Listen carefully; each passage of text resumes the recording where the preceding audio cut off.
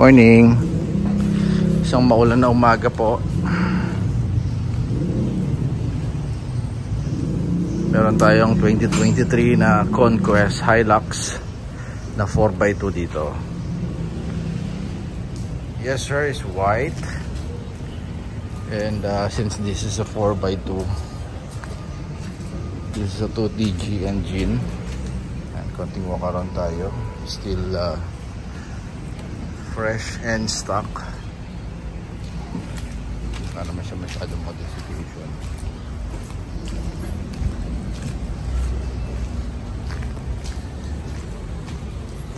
So nasimulan na yung pagbaklas dito.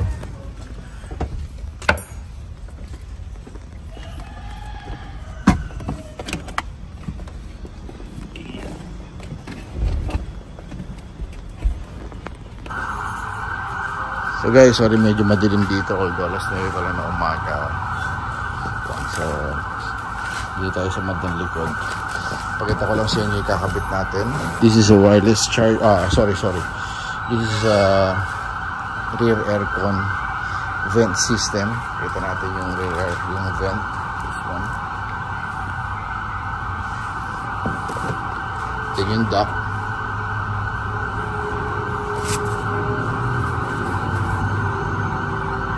Yan, left hand drive. And then yung link. Pinaka-importante to. Then the wireless charger. Original to. So ito yung guys, sinasuggest to na ikabit natin or isabay nyo na para dun sa labor.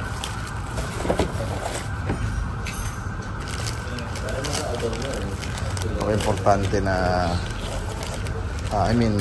mas practical kasi iba hindi na tayo mag-labor pagka kinabit tong wireless charger natin.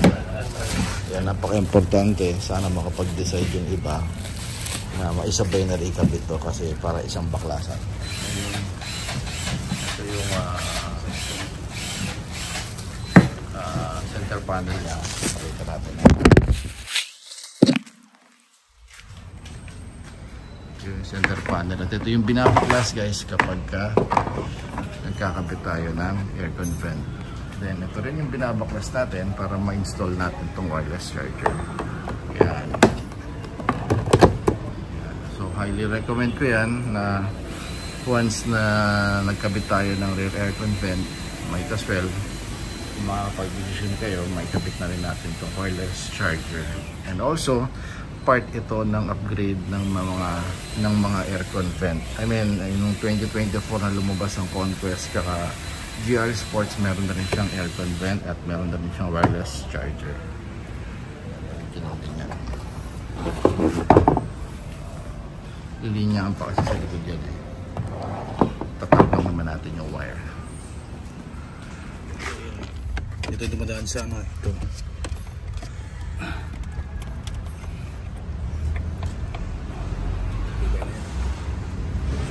Tibay na yan. Nagdag na dito. Hindi na gumagalaw. Pero mas maganda balik ko itong yung tornilyo pa rin yan. Para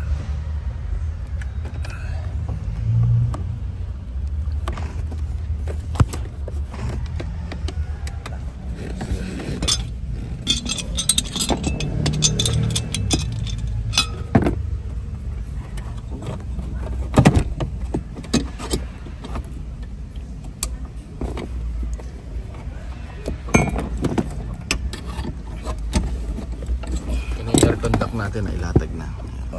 Ito doon.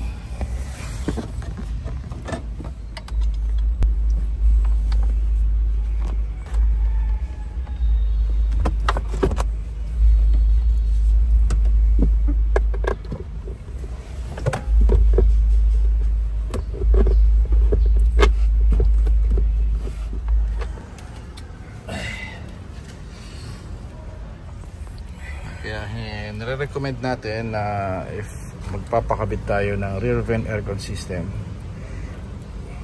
ito ang dahilan kaya kailangan nating mas practical kasi hindi na tayo magbabayad pa ng labor.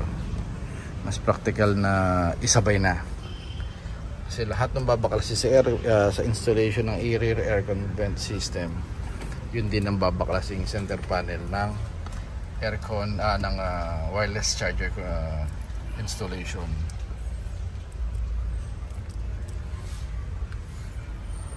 Ayan.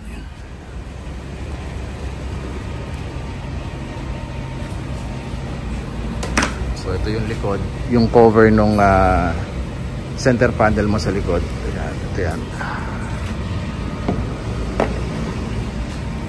Ito naman yung ipapalit natin. So parehong-pareho yan. Walang tornilyo. Yan, hindi natin kailangan lagyan ng tornilyo. So sasalpak lang din natin to once na ma-install na natin yung center panel. Okay, so technically ito yung matatanggal sa inyo, isa, plus yung cover nung sa aircon link natin papunta sa aircon vent. Yan, dalawa. So pag sumobra ang nawala sa sasakyan, sumobra sa dalawa ang naiwan, meron kayo hindi na ibalik. So dalawa lang dapat ang maiiwan, merong hindi na ibalik. So this time na-install na natin tong vent nya sa likod. Ayan. Don't worry, exactly pareho ito nung cover na tinanggal natin. So talagang slip on lang siya.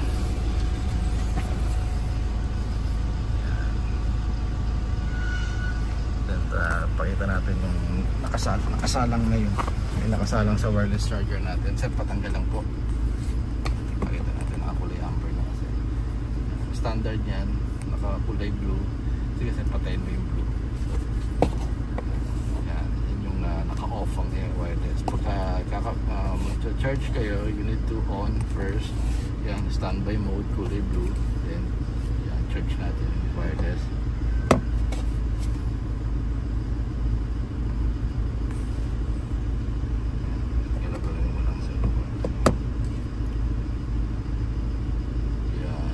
Kulay amber na, ibig sabihin charging na ang cellphone. Right? Charge, okay. So dito sir, sa wireless charger natin, dapat ang cellphone nyo is capable. Usually naman yung mga latest na Android and iPhone, mga wireless capable yan eh. So tinatanggap niya naman. Pero syempre, disclaimer lang, hindi natin pwedeng sabihin na mabilis mag-charge o fast charging to, since ito ay wireless nga eh. So hindi siya katulad o kasing bilis ng mga wired na cellphone charger or yung mga cigarette lighter na charger na ginagamit natin. Well, in case of emergency, syempre at least meron kang isang pag wala kang wire, magagamit mo yun, yung features na yan, yung feature na yan.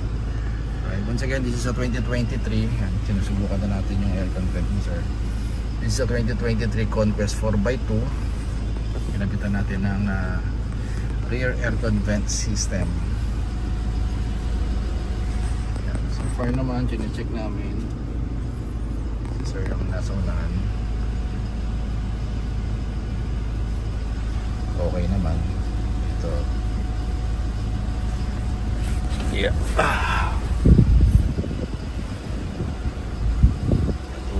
Sasandal ako, medyo i-straight ko yung ulo ko sa headrest. So far umaabot naman yung buga ng hangin from this vent. So at least diba nagkaroon tayo ng option, unlike before na wala talagang aircon vent. So kung may Hilux ka na walang ganito, hindi natin kailangan magbenta ng unit para lang ma-experience natin yung second row na ventilation system or yung vent na katulad ng mga syempre Ford Ranger, Triton, Mitsubishi, Hilux. Ngayon meron na rin siya.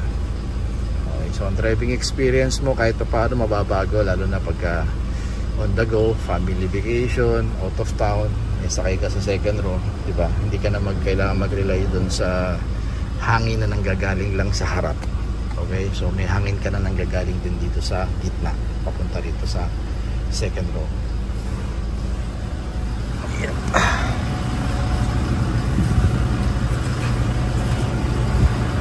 Okay, so hindi na natin sa mga nag-iisip dyan, since isa to sa mga ginawang features, isa to sa mga dinagdag na features ng 2024 na Hilux, Conquest and GR Sports. Alright, so pwede na nating ikabit. Okay, so yung wireless charger guys, again, ini-encourage natin if ever magpapakabit kayo ng rear aircon vent, mas maganda talaga isabay na natin para less din dun sa installation fee na binabayaran natin para lang dun sa wireless charger. Okay, so sinasama na natin yung installation fee ng wireless doon sa pag-i-install naman ng rear aircon vent. So medyo less ang gastos. Okay. So thank you kay Sir Ran ng saan ba nakatira si Sir Ran? Sa yung owner nito sa Pampanga, San Fernando, Pampanga. Sir, salamat ha. And kung mahilig kayo at gusto niyo yung mga ganitong klase ng content guys, invite ko kayo sa ating mga social media account, TRD Parts sa Facebook and TRD Parts sa YouTube channel natin. Alright? Very overwhelming sa amin pagka mag-hit kayo ng thumbs up. And of course, kung ma-share nyo to, mas maganda to support our social media account, particular sa Facebook page. Alright, may Viber din tayo sa upper right ng yung mga screen guys sa 0917-888-1133. Viber and WhatsApp yan. Pwede kayong directly call, directly send ng message, mas maganda. Pero syempre kung magpapakita man na kayo ng mga pictures na kailangan natin o magkakaroon tayo ng ibang mga transaction, I mean, kung may mga deposit kayo, pwede natin mas maganda dun sa page talaga.